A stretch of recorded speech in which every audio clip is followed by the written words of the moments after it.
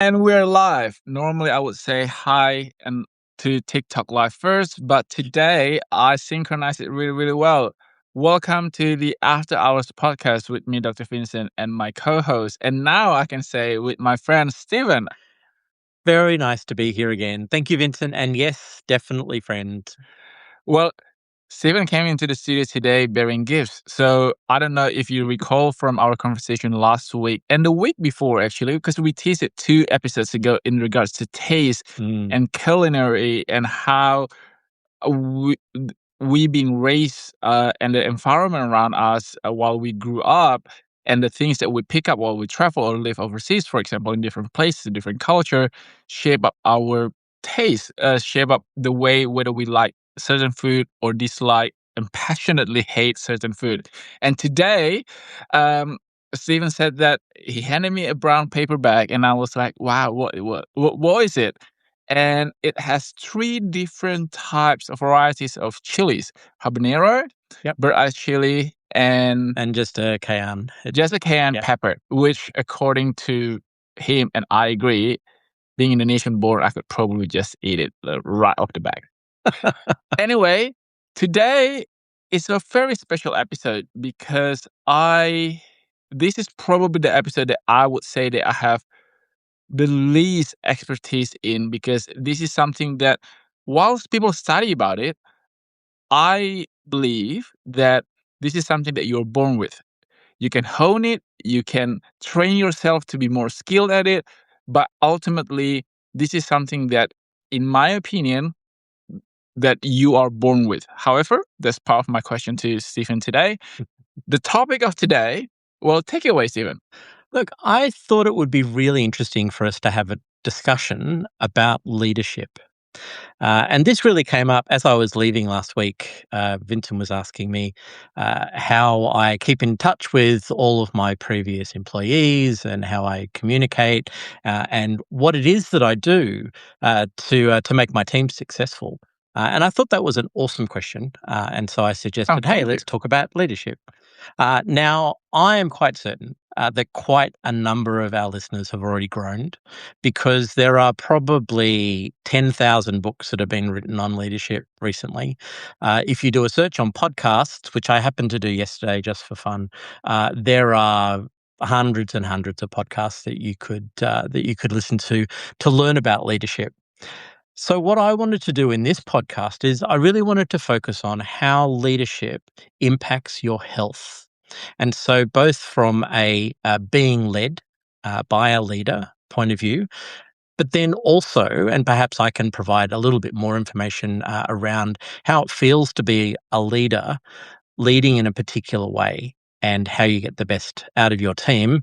And a happy team is a productive team, is a active team. So that's really where I wanted to go today. Well, Stephen, now you're making me a little bit nervous because I feel that you're so much better than me in opening, because I normally ramble. So no, this is the only episode that you get to open. I'm just putting out there. But what you just said was so fascinating because, and already I'm forming like at least 3 questions in my head on top of the first question that I had, whether or not leadership is a skill that you are born with or something that you learn. But even before I ask you this question, I really, this is the thing. The reason why I'm always very interested and intrigued with leadership or being a leader is because it doesn't matter whether you are a president and prime minister, a CEO of a company, a team leader, team captain. At the very essence of us living, you're leading yourself. So don't think about leadership as something that is so organizational. Yeah. It doesn't have to be big. It doesn't have to be a team. It doesn't have to be something that is so grand. At its very core, you are leading yourself. That's the reason why the expression is like leading a healthy lifestyle or leading a bad lifestyle, things like that, because you make conscious decisions and choices every day that lead you to certain stage in your lives. And that's the reason why fundamentally I do believe that the style of your leadership, the accountability, the responsibility, that the way that you lead yourself has a direct impact to your health and well-being. I don't think I could have said that any differently or any better.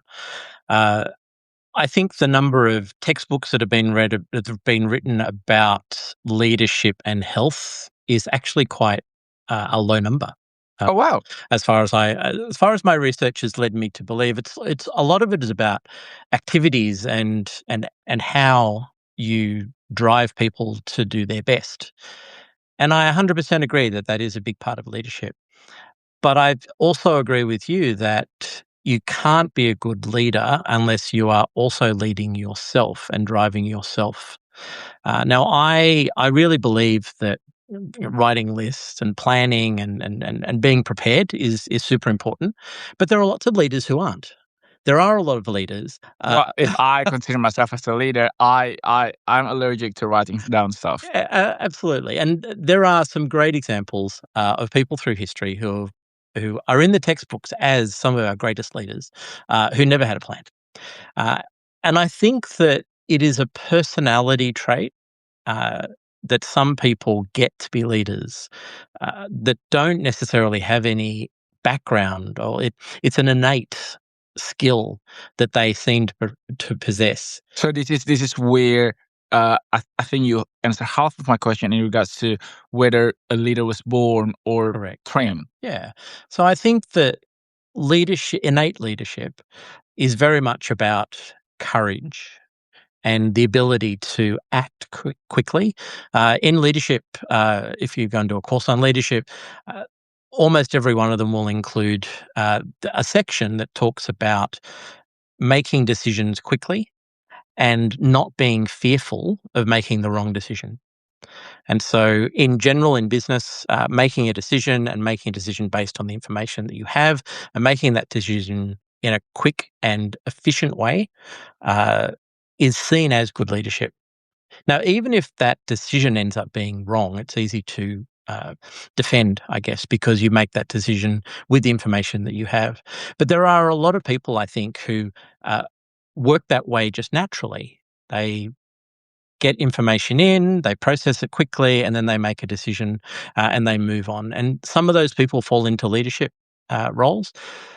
Actually, a lot of those people are entrepreneurs who tend to move very quickly. But also, some of those people, unfortunately, they don't think about the health of themselves. They drive themselves too hard, rejecting other people's help, or they drive their teams so hard and have so much of an expectation out of those teams that they miss that the team is not performing as well as they could They're if the too leadership. result oriented rather than the process, because it Yeah, has to be a little bit of a exactly. balance. Because I I as someone who I think I think and act quite quickly, because I always believe that not making a decision is also a decision.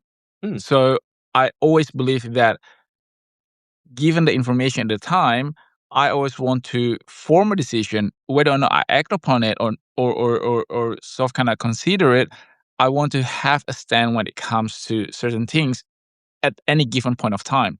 But at the same time, I have also been told that, I should be less of a result oriented person slash leader and enjoy the process too, which I can see the arguments for that, because sometimes I'm so focused on the goal, on the finish line, that I kind of forgot to take in the view, which sometimes can be a bad thing and sometimes can also be a good thing. So what do you think about that? mhm. Uh, I think that there are pages and pages of textbooks that try and deal with that exact question. Uh, One of the things that I'm very interested in, and one of the ways that I typically manage my teams, is this concept, which I've been using for a very long time, which is all around a style of leadership, which is called situational leadership. Okay. And so it's a really simple concept. It came out many years ago. It is, I think, a very good way of leading engineering teams.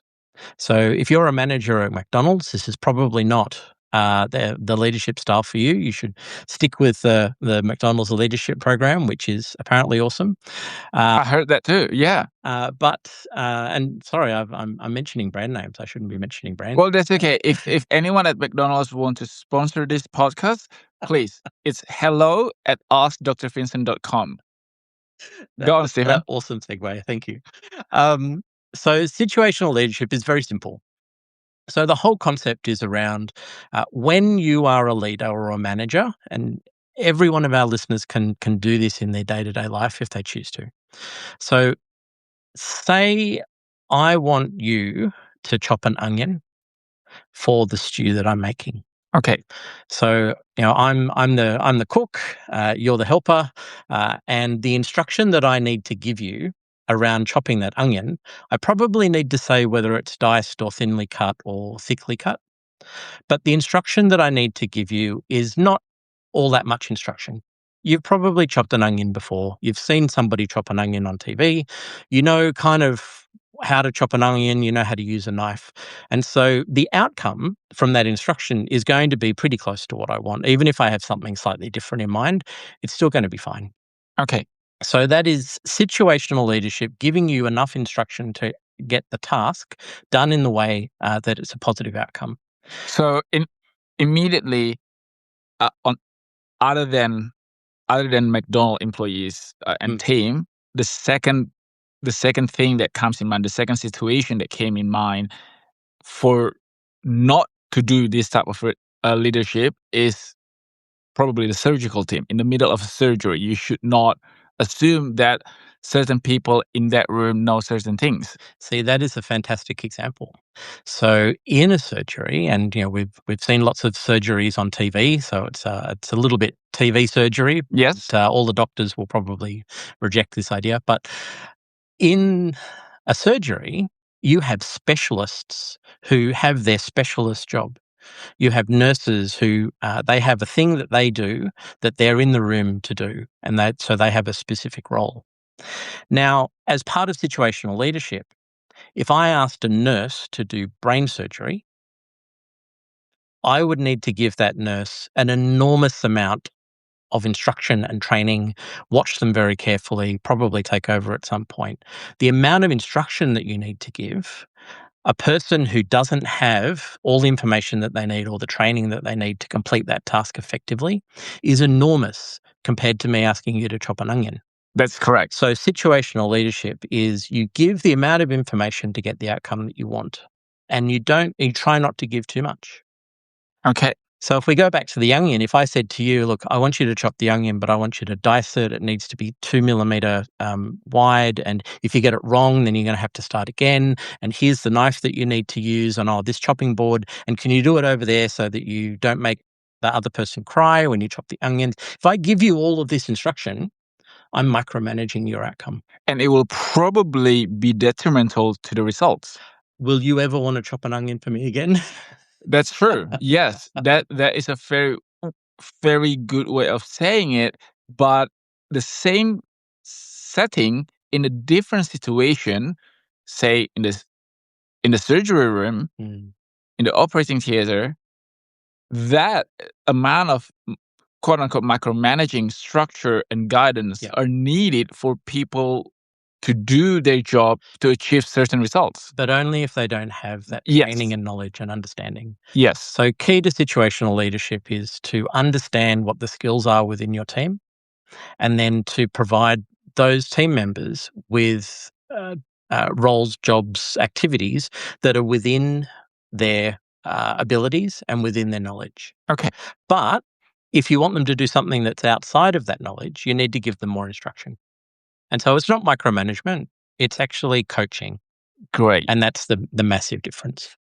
You've answered another question of mine without me asking it, the difference between micromanaging versus guiding. Because, aside from the general vibe and the tone of your voice and your demeanor, obviously you can tell if your manager's micromanaging you, which is very annoying, versus a manager that coaches and mentors and guides you through things because they understand or they are being cognizant that this is probably the first time you're doing this kind of thing. This is probably the Exactly. first experience that you get to apply certain skill set that you have. Well, also it may be that your manager doesn't know that this is the first time you've attempted something, Yes. or maybe they assume that you know what you're doing. It's very, very important, critical, in fact, for a leader to communicate with their team, and so that they can get that two-way feedback. I think in a lot of teams these days, people are scared of giving negative feedback. And unfortunately, that sort of rolls into scared of giving positive feedback as well. Yeah.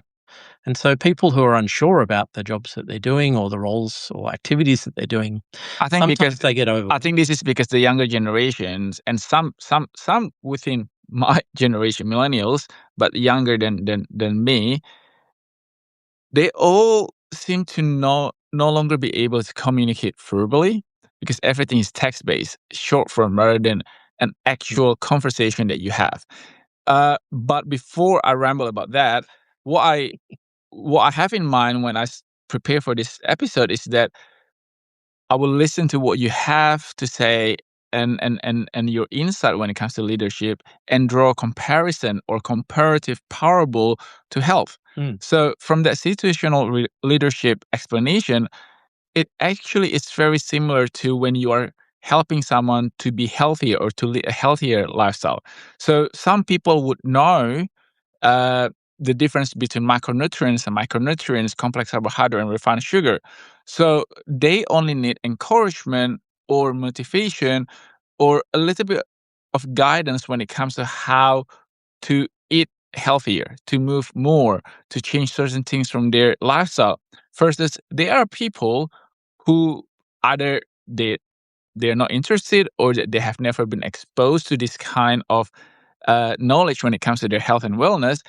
Those are the people that need a little bit more detail. So instead of just saying increase your fiber intake, you literally need to say that eat more fruit and vegetables, but at the same time increase your hydration level too. Because yes. when you only say that eat a lot of fibers without actually explaining your body needs water to really activate and utilize the fiber, Mm, they will end up with constipation. yeah, exactly. Or end up eating huge amounts of what they think is fibrous food, Yes, which could actually be bad for them. And going back to our discussion about everything in moderation. that is correct. Okay, take it away again. Look, I think that leadership and health has some really interesting connotations.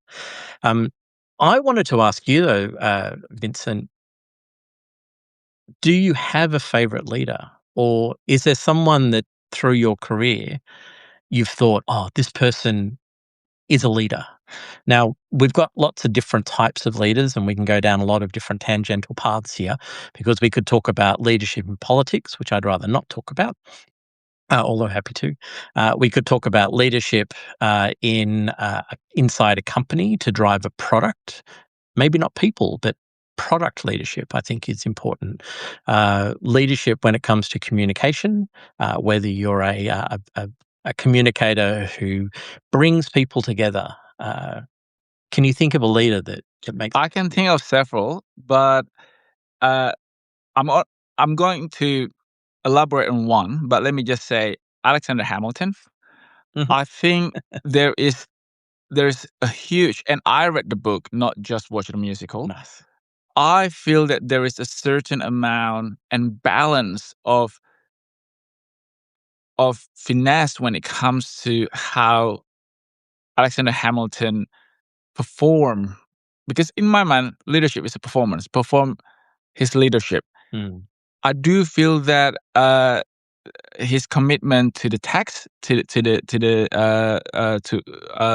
the founding fathers' text, the Constitution, yeah. as well as knowing his place in the way that I don't know for a fact, but from what I can deduce from all the text and everything, he never actually had any desire to surpass Washington at that time. Maybe a little bit later, but I don't think that I don't think that he thinks that he is only able to lead and make differences just from the position of power. I think he understands the influence behind the power itself, which to me is admirable. Number 2 and number 3, a little bit sort of kind of uh related. Olivia Pope is fictional character, Okay. but the creator, which is Shonda Rhimes, she herself said that she modeled Olivia Pope a lot in terms of leadership and leading a business, leading an organization, a lot from her own experience. And the reason why uh, Shonda Rhimes inspired me a lot is because she didn't come from a place of privilege in the way of like Hollywood connection. She really hustled, and one of the things that resonated a lot with me was that she said that dreams are great, dreaming is good and it's important. However, it's the doers that change the world, because everybody can have a what if, I wish, I want to, but until you actually put the pen on paper, because she's a writer, you're not actually producing anything. And I think a lot of us need that wake up call, because my generation and the younger generation, we tend to focus a lot on what could have been, what could be. We focus a lot on one day instead of making it simple and thinking in the day one sort of kind of mindset. And the last one that I'm going to mention is Martha Stewart. I learned English from watching Martha Stewart, so I'm probably biased. But it worked, though. It worked. Yeah. And what I really, really liked from her was that, sure, building the empire, building the catering business, coming from the modeling world as well as a trading world into more of like a domestic world. She elevated the role of housekeeping and domestic chores into $1 billion company. There, those are the things that are very, very impressive. But I also think that people should admire and should take inspiration in the rise after the fall, because she did go to prison for insider trading. She was convicted. She went to white collar prison, but regardless prison, and she came out, instead of feeling sorry for herself and and wrote a memoir about her time in prison. She focused her energy and her time into rebuilding not only herself but also the company. And I do think that that takes a lot of courage. I think so too, and I like some of the words that you used in there, the courage and building or rebuilding in Martha Stewart's case. I also love Alexander Hamilton. I think that in Australia, certainly in our school system, we don't learn quite as much about some of these American presidents. You've got to remember, though, that while we've got some interesting American presidents over the last 20 years or the current one. Or the current one, we can't say too much about current politics. Let's avoid that.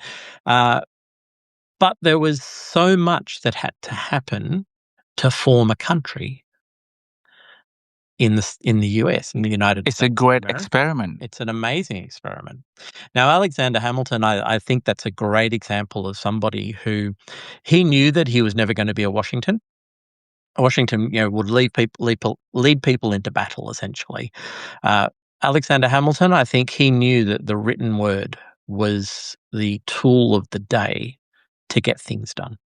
Yes. And I also find it's fascinating that he wrote so much. Yes, he contributed the most documents when it comes to the Constitution. Absolutely. I'm sure he'd be rolling in his grave at the moment. But I'm sorry. I totally agree. I totally agree not to, because I am very easily convinced. Don't tease me, please. But one of the points I wanted to drive in there is that you've mentioned 3 actually very successful leaders. Can you be a great leader but unsuccessful? No, you cannot, in my mind. Not in the traditional way or influential way anyway, because I do believe that 2 things need to happen for you to influence people, for you to affect change in the world and society. Number 1, you need to be successful, because people don't understand struggle. People don't understand your life story. People don't understand your dream and your hustle, but people understand success. every single story about founders, every single story about great leaders, about people who have done amazing things, start with the success, and they they go back. They go back to the origin story. People don't care about Peter Parker until Peter Parker is Spider-Man. People didn't care about Steve Rogers until Steve Rogers is Captain America. Yeah. Unfortunately, that is just how our brain works. That's just how society works. And number two, that has to happen for you to affect change is that it needs to be long last. It needs to be lasting.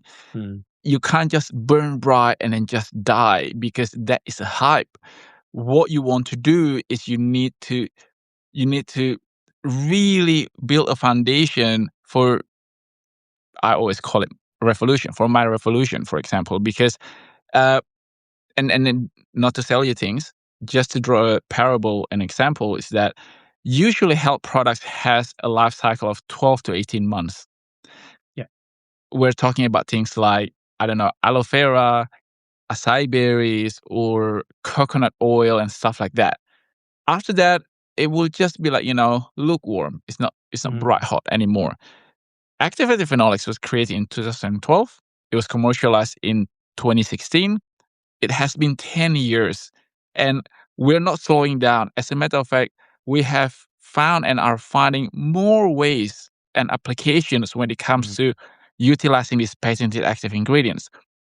And to me, that's very important because you need that long period of time to actually affect change. You can't just be a one-hit wonder, so to speak. You need to have a wide repertoire when it comes to your what you do, be it science, be it in the commercial world, Yeah. be it in politics, be it, I mean, music industry, for example. You have the difference between Rebecca Black, which you probably don't know, but she was I don't. so famous with the song Friday. Yeah. Yep, one hit wonder. Or you can be legends like Mariah Carey, Cher, the Beatles, something. They created something that spans multi generations that people go back and study, and they want to emulate. So in my mind, unfortunately, I don't think you can be considered a great leader unless you succeed, and that success creates a lasting impact. Yeah. What do you think? Look, I think that the examples that you gave are really pertinent. So having something that you then, as a leader, when you bring it to market, it might be successful. It might be, it might have a lukewarm reaction in a particular market, but then skyrocket in a different market that you weren't expecting. I think that these things are situational. Coming back to my situational I leadership. like that word. But I think you've described yourself now as a leader because you're taking something that is something that you patented a while ago, and you're looking for new markets. You're looking for new ways of growing that.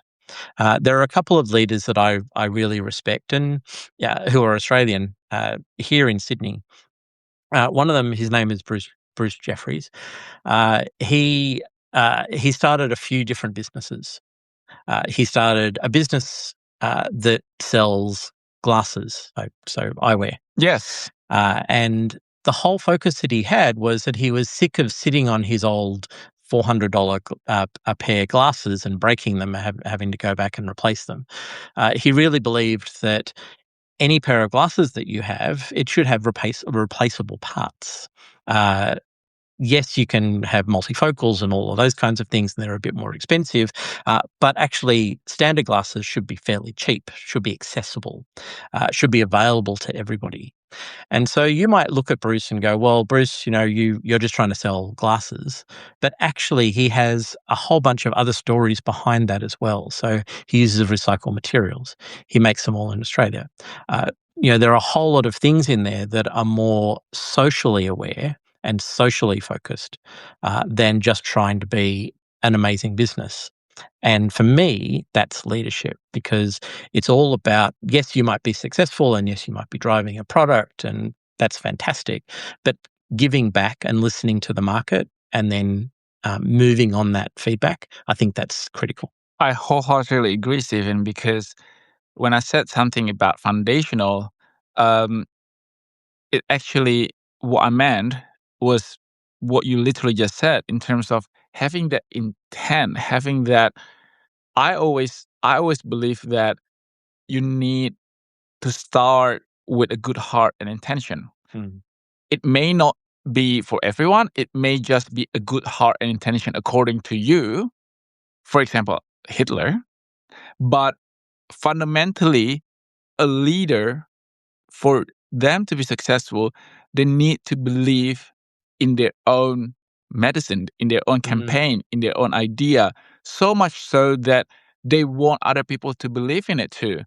And I, for good or for bad, I really do think that this is probably a fundamental requirement or prerequisite for a change to take place. And in a lot of ways, I do feel that a leader should affect change, because otherwise it's just, a status quo. Yeah. Like you don't need to a leader if you're just going to stay buoyant and accepting the status quo, Yeah. be it I in agree. health, be it in politics, be it in life, be it in relationship. I do think that to lead is an act, it's a deliberate act to affect change. Mm. Absolutely. Vincent, I've been watching quite a lot of tennis recently, and the Australian Open has just finished.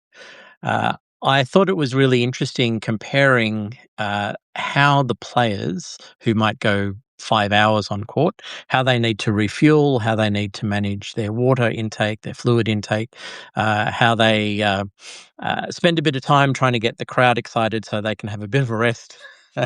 By the way, this is like the notes. I was like, where is this? Go on, Stephen.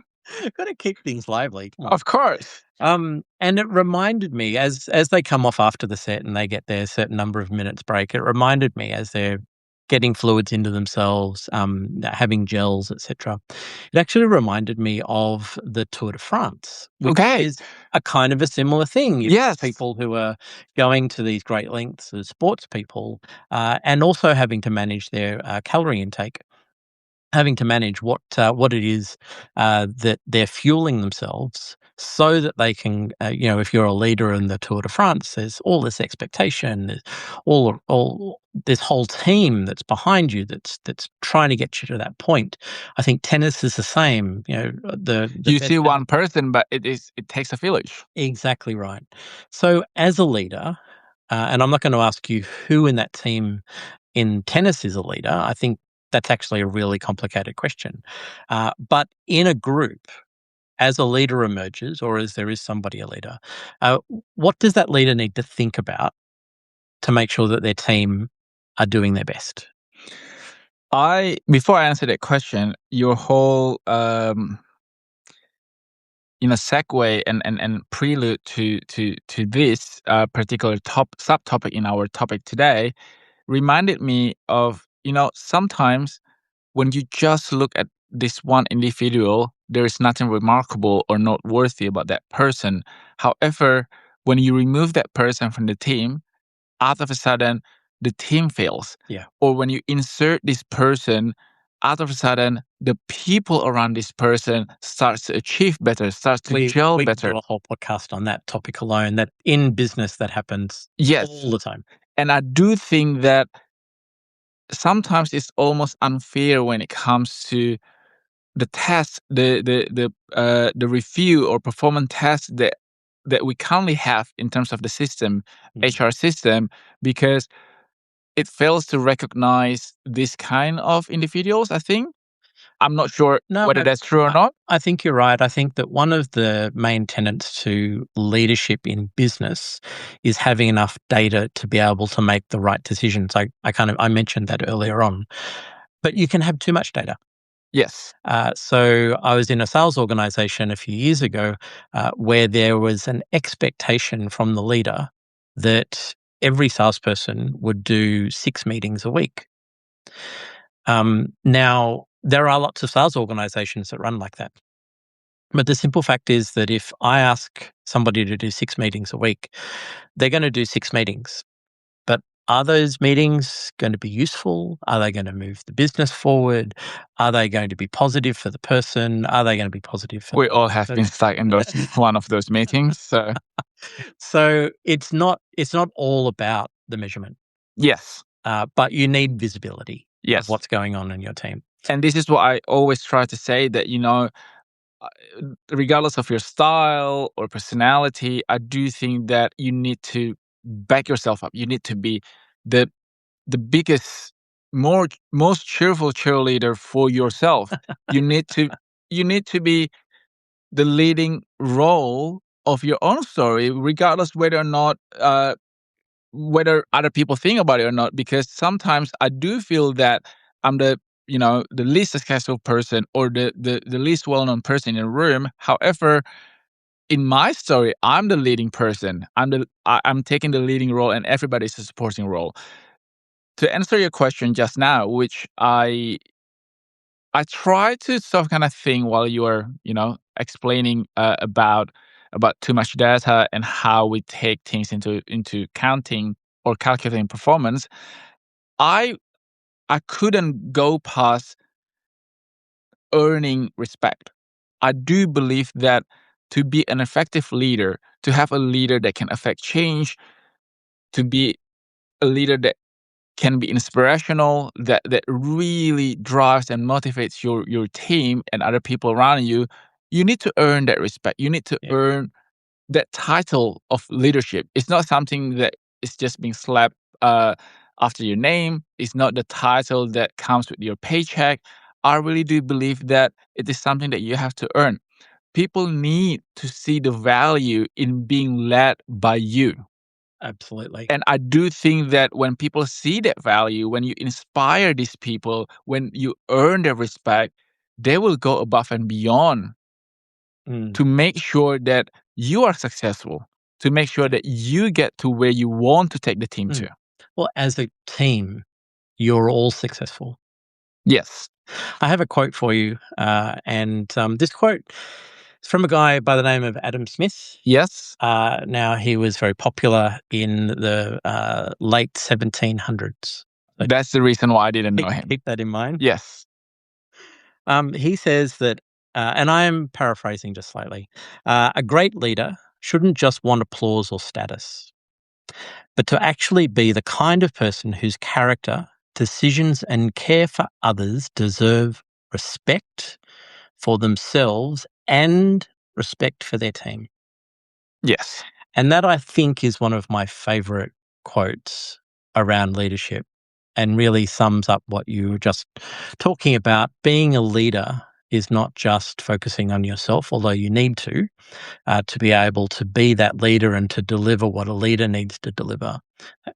But also, but to be a great leader, you need to think about your team and help them be the best that they can be. Wow. And some people say that, they were born great or born with greatness. Some people was, pushed into greatness or a position of leadership because of the situation. But both can be true.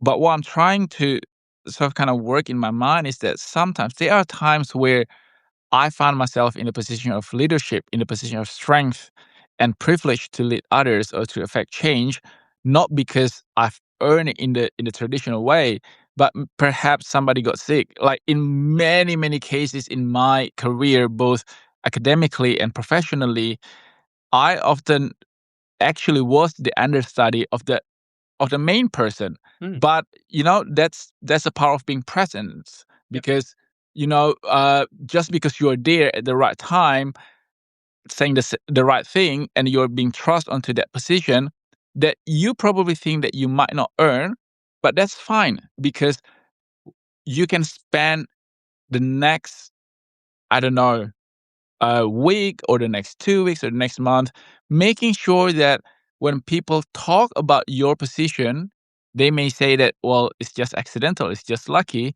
but you stay in that position and you affect change and achieve things because you prove that you may not be the first choice, but you deserve that position. Yeah. Yeah. I think it always look for opportunities. Yes. I think being curious is key for successful leaders. If you're curious about something, you're going to ask some more questions. You're going to invite some more feedback. Well, that's the reason why every week, even when we're really, really busy, we make sure that we have an episode, because I don't want you guys to replace After Hours as your weekly podcast with any other No, podcast. don't do that. No.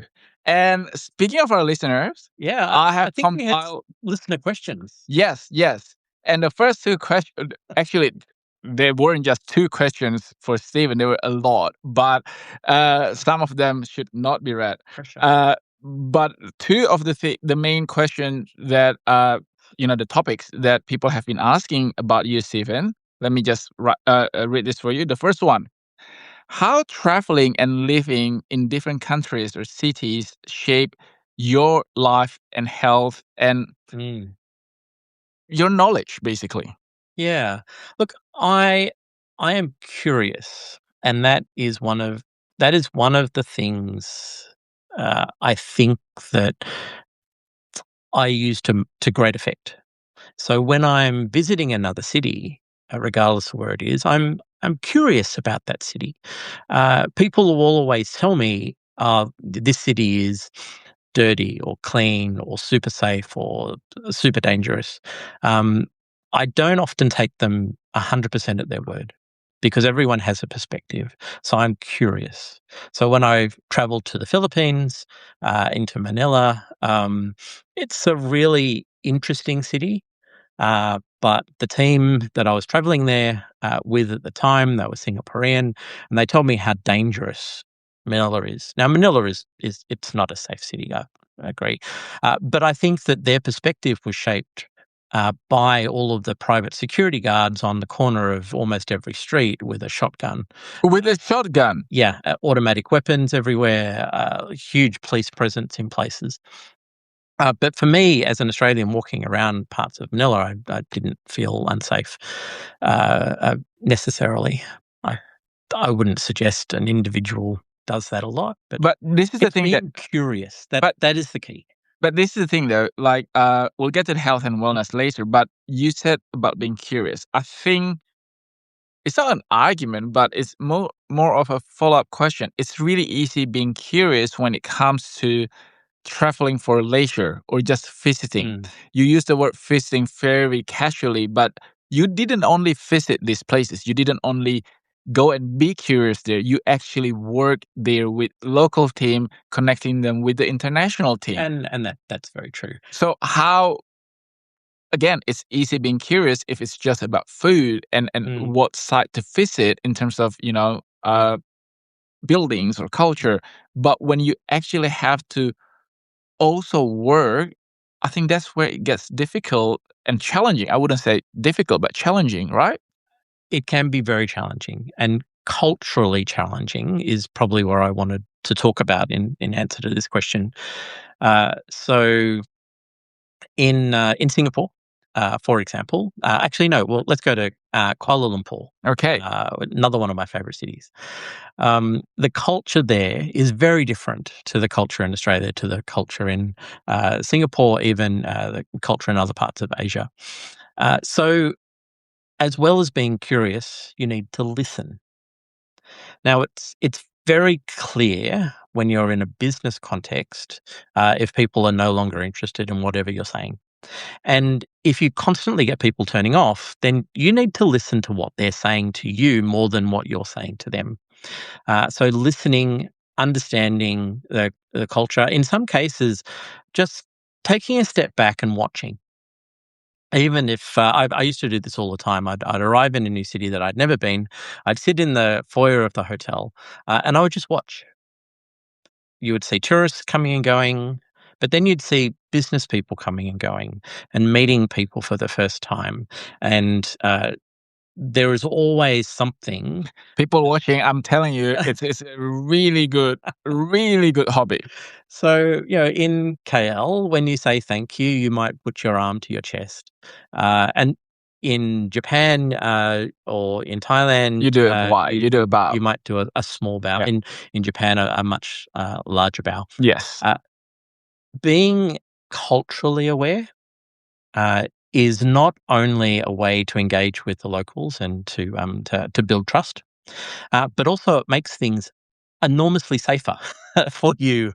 If you look like you're a tourist from Florida taking photos of everything, walking down a back street of Bangkok, you are going to get mugged. Well, people are going to ask you for the time and then take all of your money. I choose to ignore the fact that you randomly chose Florida as an example. Let's move on to the second one. You talk a lot about technology, your background in technology, and as an engineer. How I think so. The reason why this question made it to the list was because there are a few questions that sort of kind of try to understand you and what you do when it comes to, on one side, technology and engineer versus you also talk a lot about gardening and cooking. So I guess, Definitely. and I want to hear too, like how engineering and technology influence your sort of kind of personal life hobby with cooking and gardening and stuff like that. Yeah. Let me see if I can wrap this up into something that makes sense to people. Okay. So when I am working, say I'm traveling. When I'm traveling, I'm on all the time. And what I mean by that is that I'm working all the time. Working it's in my head. I'm thinking about what I need to do tomorrow. I'm thinking about where I need to be, what I'm going to talk about, maybe a presentation that I'm giving at a conference. I'm focused on that business task.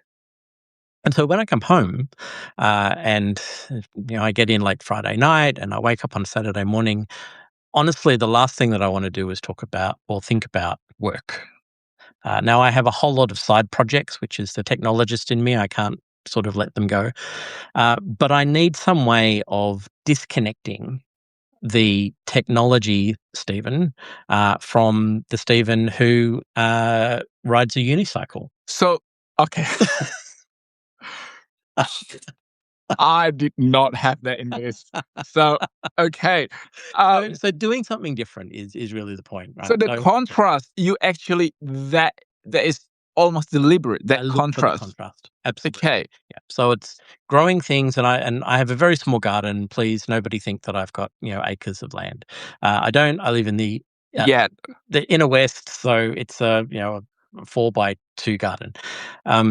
But it allows me to buy seeds, to put them in the ground, to water them, to look after them, to leave them for a couple of weeks. I'm growing a new chili at the moment, and it's just coming up, which is amazing. And I know that in about a year's time, maybe it'll fruit. Yeah. Well, hopefully, because there's a bee issue with bees at the moment, and There is. this I love gardening too, and I agree with you. It is a way to connect with the roots. I mean, pun intended, but at the same time, it's to disconnect with my phone, with emails. Yeah. But the bee situation, this is really crazy. This is the first year, the first season that our lime tree did not fruit and produce. Oh, really? Wow. I was. It's funny you say that. I was so excited to see honeybees in my garden. Yes. They were talking to my enormous eggplants. Yeah. Which are taking over my garden. And you plant the eggplant beside what zucchini. Yeah. So yeah, that is tangling situation. I'm not saying I'm a good gardener. Well, no, you are a good gardener. But it is a good way of engaging with nature. I've spoken about doing bushwalking in the past as well, which I really enjoy. There's a lot more time commitment. Yes. I love scuba diving, which is an even more of a time commitment. Wow. What I'd suggest though is that our listeners, they look for a couple of different things, because when I go away on holidays, for example, I've got all of these opportunities. I can go snorkeling, I can go scuba diving. I don't ride horses, but I could go for a bike ride. All of these things that are the not work things. Not in this either. So, well, look for things that surprise yourself, right? That's right. Be curious. Yeah. Things that surprise you. And I have a lot of other questions, but I have to answer this one because we're coming up to our the end of our episode. So, because I've promised him, his name is Matt, to answer this question last week, but obviously we got carried away. So, uh, as a high-stress hospital worker with persistent fatigue despite good sleep and training, what else, can someone look for when it comes to addressing those issues? And what I want to say is that sometimes it's very frustrating because when your normal, regular blood test, comes back good, which is a good thing, but at the same time, that can also be very confusing and frustrating because, on one hand, the empirical result and statistics show that you're fine and healthy, but you know your body. You know that you're still tired. You're trying to do all the right things, but at the same time, you're not actually reaping the benefits. So I have a takeaway line here. Good numbers don't always mean a well-rested nervous system. So I would suggest probably look deeper into things that your GP or yourself or Google search don't actually suggest, because of Google search and AI, they're great, but they're giving you a summary of an aggregated result and data based on what most population or most go through. Yeah. So people usually check the hemoglobin when it comes to blood tests, for example, but check the iron status, especially if you are following a certain type of diet, like vegetarian or vegan.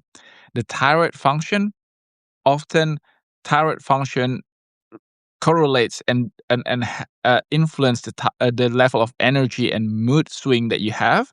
And vitamin B12 and folate, although this is actually quite common now. But the two things that I really do think that you need to look into, if you haven't done it before, is your vitamin D status.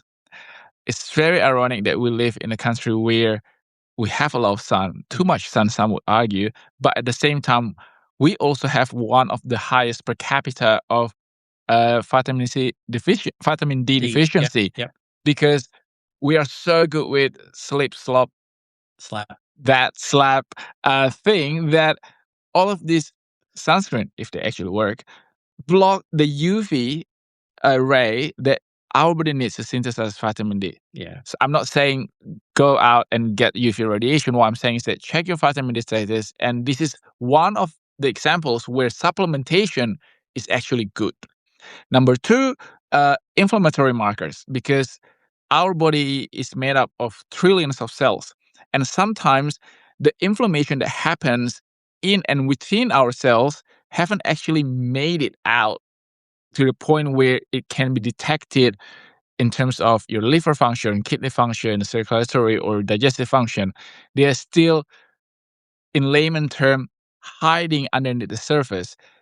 Inflammatory marker can actually shows or predict and indicate that your body is going through this inflammation, because when your body is inflamed, it can express this inflammation in terms of tiredness, fatigue, and weakened immune system, even though every other test result shows that everything is perfectly healthy. Yeah. So take this to your GP. Hopefully,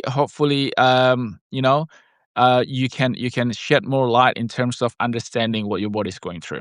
But thank you so much for the question. Thank you for listening. Thank you for investing your time. I really do believe that, and Stephen agrees, this is like a weekly appointment with them. Yeah, exactly right.